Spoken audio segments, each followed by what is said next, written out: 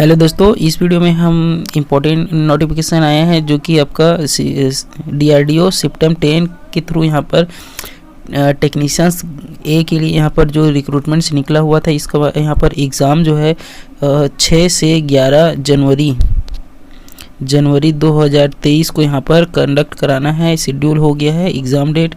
तो इसके लिए एडमिट कार्ड यहाँ पर ऑफिशियल वेबसाइट पर यहाँ पर जारी हो गया है, तो आप अपना एडमिट कार्ड डाउनलोड कर सकते हैं। इसके लिए application number, date of birth और कैप्चा कोड को यहाँ पर फिल करके सिंपली लॉगिन कर सकते हैं और अपना एडमिट कार्ड चेक कर सकते हैं। धन्यवाद।